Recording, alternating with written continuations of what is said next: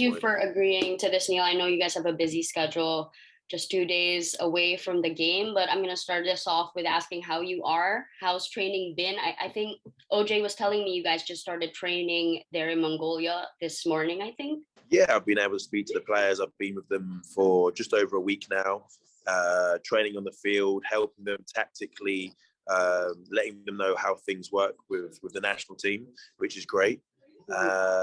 And obviously when it comes to game day and moving forward in this competition, we know that we need to be fully focused with the 3 games we've got coming up. You've got a few veterans as well in the team. Of course, you've got Simo, who is also your teammate in Kaya. And then, of course, you've got Neil Etheridge. Are there any specific seniors or veterans in your team that you look up to or you're condoning to as sort of like a mentor? Yeah, when I was just a kid, I always used to watch Maniot, and I really love to watch Maniot. So to have him always every day, even off the field, he gives great tips on the field. Always try to watch what he does. So yeah, always looking at him all the time, of course. And I want to ask you personally, actually. So what do you think is the biggest challenge right now for this specific ASCAL squad? I think it's always tough. International ASCALs football is always going to be tough due to the fact that we don't have that. Our time together is always limited. But sorry, it's not like club football where you can work on things for long periods of time. So we need to get together quickly, and ultimately it's all about us winning. Hopefully 3 games, but we definitely need to win at least 2 of the next upcoming games. So it's never easy, and for us it's just about gelling on the field, off the field, getting as much time together, tactically aware of each other's positioning, because there's so much to do and there's so little time. I think are you the youngest player in the squad right now? Yeah, I think so. So being the youngest, do you feel that your age is sort of a challenge for you? I mean, you're playing with Maniot, and then I don't really think so, because I think the other guys, they don't really care what age you are. They just care how you play. They don't care if you're 30 years old or 18 years old. If you do something wrong, they're gonna tell you about it and stuff like that. So I don't. If anything, it's probably internal. I think it's mostly internal. If anything, the nerves that you put on yourself, that you think they are looking at you a different way because you're younger, but I don't think they do. So yeah, that's why I said, if anything, it's just internal. But the other guys, they probably don't even know how old I am. Yeah. And you don't play like a 19-year-old. That's a fact. So, and obviously you're one of the veterans in the team. So among the new faces, is there anybody who stood out for you or you feel can bring an impact to this campaign? Yeah, there's a lot of new faces. I'm not going to start naming names because I think at the moment, I think the new players will have to prove themselves on the field properly when they get a chance. Of course, some of the players that I've played with previously, they've shown what they can do in previous competitions and previous games. And I think it'll be very interesting to see the starting lineup come on Wednesday, because I think Coach Dooley want to mix it up with having some experience with some young players, and looking forward to the future of this ASCALs team. Is this your first time to be coached under Coach Thomas Dooley? Yes, this is my first time. So how has it been? Yeah, how it's been great so far. He treats everyone equally. Really like talking to the young boys, sending videos all the time. So yeah, he's a really great guy, really great person. He always, outside of the field, he always messages you? Not always, but regularly sometimes, just tells us what he wants and stuff like that. What kind of videos does Coach Thomas send you? Like for example, the last one he sent us are videos of the Yemen players. Yeah, Coach has been really good with me. I've had a lot of conversations with him over the last couple of weeks, and his training sessions have been very good. And like I said, it's always tough for a coach, whether it be Dooley or anyone else, to have a bunch of players that are together who don't play, especially now because we've got a lot of new faces, and ready for such a big campaign. in such a short period of time. But the training sessions have been really good. They've been lively. But yeah, we've still got obviously, we've just finished the session now. So we've got one more session tomorrow before the game. And he's obviously stressed the importance of getting something from the first game of the group. All right, so Coach Thomas, of course, who doesn't know you? You led the ASKALs to our first AFC Asian Cup debut back in 2018. So do you feel that with the current campaign that the ASKALs is taking on right now, do you think it's crucial that you win all 3 games just so that football in the Philippines could start growing slowly again? Somebody who understands football a little bit, he knows that this is not, an easy task. It's something that, we are the underdogs. I mean, it's harder to say, but we are the underdogs when you think about what rankings we have. We are 133. We have 7 or 8 players who are potential starters. They are not there. It's as a dream, are we going to qualify? Would it help? Of course it would help. And we could start a campaign right there. But it's a long-term development for the success of the ASKALs. And, I can't just say that often enough. I mean, we dropped from 111 to 133, and we cannot go overnight back to where we started. How you can see how difficult, how important it is to work closely together on a period, on a longer time, not just a week or 2 weeks. The longer you can stay with the US national team, we stayed for 1 year. We trained twice a day. We played 33 games. That's why we were successful in the 94 World Cup. The players are doing well. So for me, it was important that, the energy is there. They are laughing. They are enjoying training. So, I mean, obviously when I ask them, do you enjoy training? Of course, they say yes. But you can see it in the body language and how they behave and how they adjust to things that we do. So I'm very happy to see that. So whatever we can do in 10 days, I think it's working. So now we just have to see in 2 days what's happening on the field. So you've had the chance to work closely with Jurgen Klopp. Yeah, that's what you do, the apprenticeship. So I went to the locker room when he coached in the first division, went to the locker room. I was in every meetings. I was on the field. So I know how he plans for the training sessions, how he, organize it with the assistant coaches about if like individual meetings, or I need to talk to that guy, I need to talk to this. And, today we're going to do this because I want to see this and then that. So that's why you always have assistant coaches also.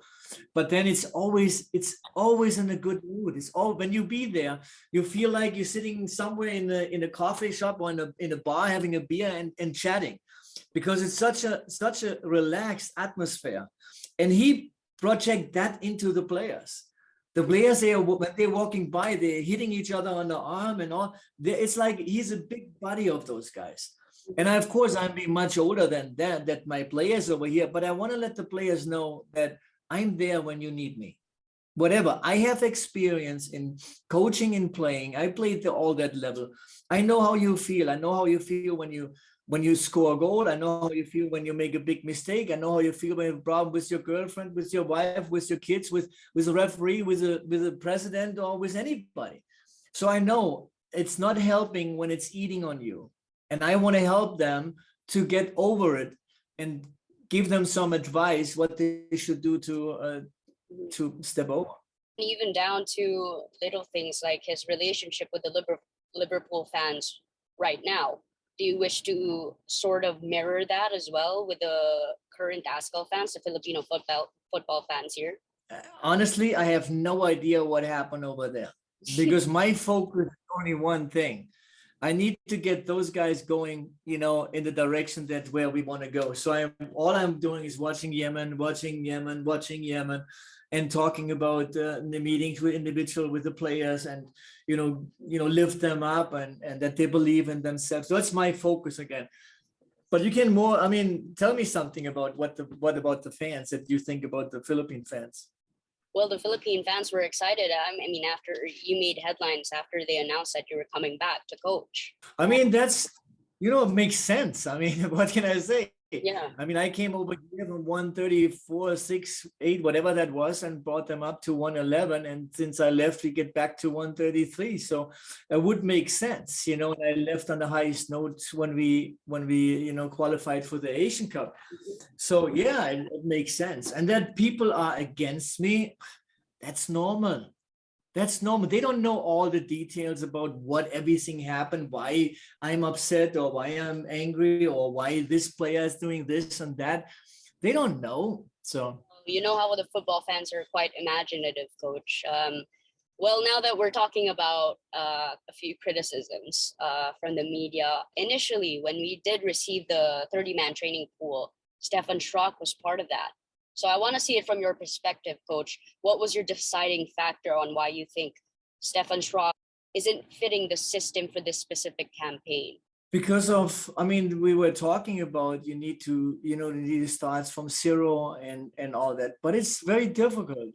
You know, it's a one short camp, about 10 days, where everything has to be perfect. We cannot try anything out. We cannot, you know, maybe something changed here, maybe something changed there. That's not how it works. It's like everything has to be perfect from the beginning if you would like to have a chance. And the reason was always people saying, you know, I don't like him and all that stuff. That's not true. I mean, I like everybody, and it's just like, you need to find out what you want. You want to help one person or you want to help 23 people.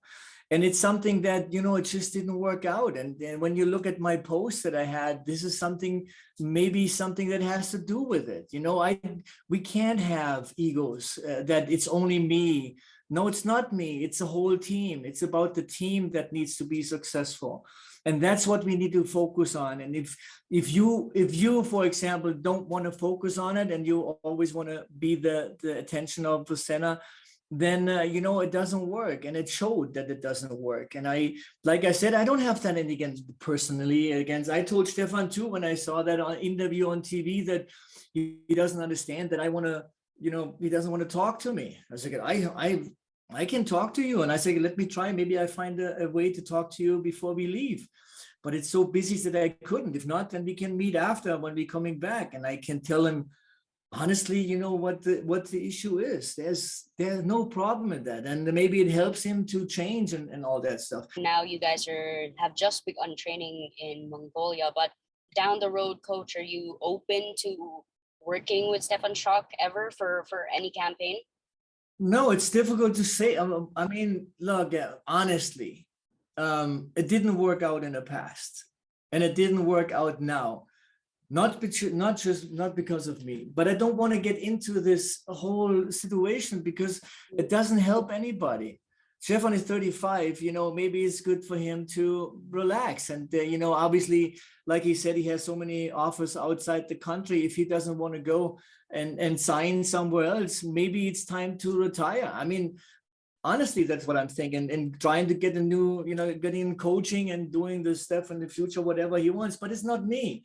I mean, that's why I don't, you know, I don't know why we always have to talk about those issues in a moment when we actually need to be focused on something else. We need to be focused on getting the young players ready to make a surprise and change this direction that this team is going. The team is going down and we need to change it to going back up. And that needs to be the focus. I know that everybody loves them. It's okay. That is normal in football.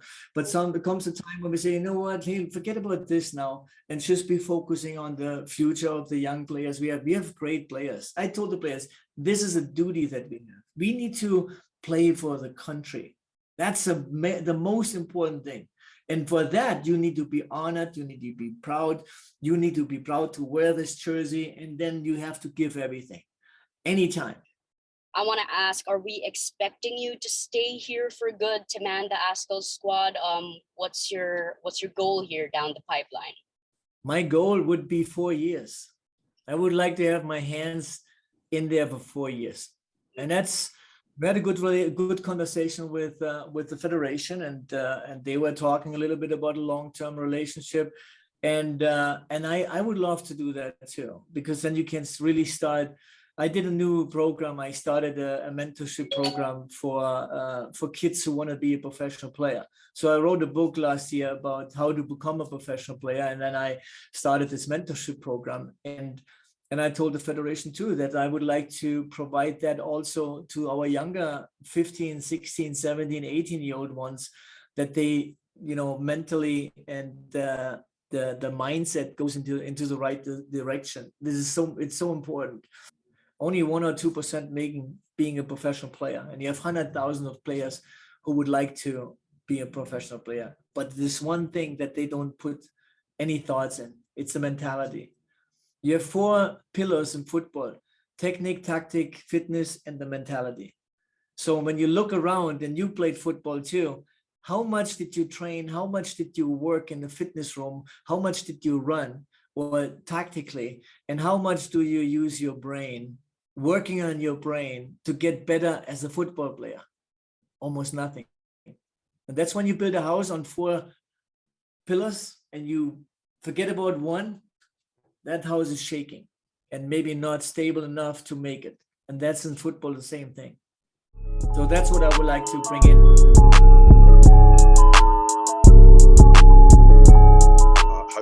Hopefully my playing career, is going to be continuing for at least another 6 years. So down the line, yes, I haven't ruled it out, and I would like to do it. But right now, it's just about me playing football as much as I can. 2 years on that contract. No plans of playing in the PFL. Not yet, unless someone wants to buy me.